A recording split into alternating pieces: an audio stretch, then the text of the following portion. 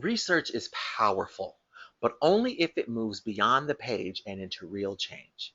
So, how do we turn findings into action? I'm Dr. Frederick Lee II, emotional intelligence practitioner, executive coach, consultant, and speaker. When I began my doctoral research, I wasn't just interested in statistics or theories.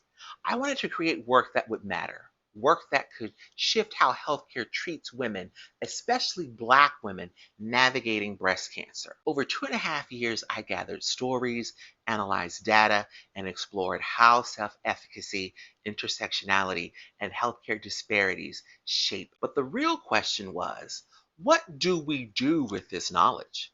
Here's what my research points to: implicit bias training for providers, so patients aren't dismissed or ignored; patient navigators, guides to help women move through complex systems; shared decision making, ensuring treatment aligns with patient values; culturally competent care, respecting the spiritual, cultural, and personal needs of every patient; access equity, making imaging and treatment available in underserved communities.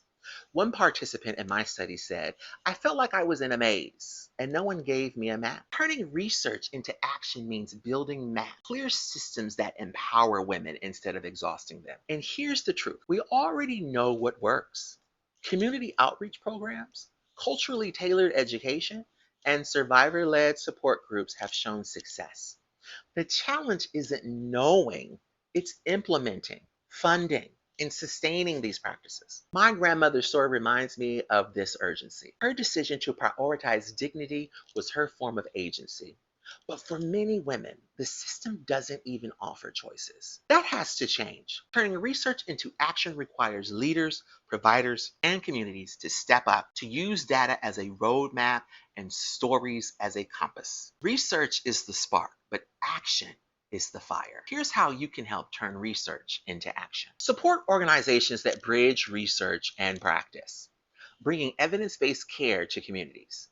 Advocate locally. Push your hospitals, clinics, and policymakers to adopt culturally competent, equity-driven practices. Be the bridge.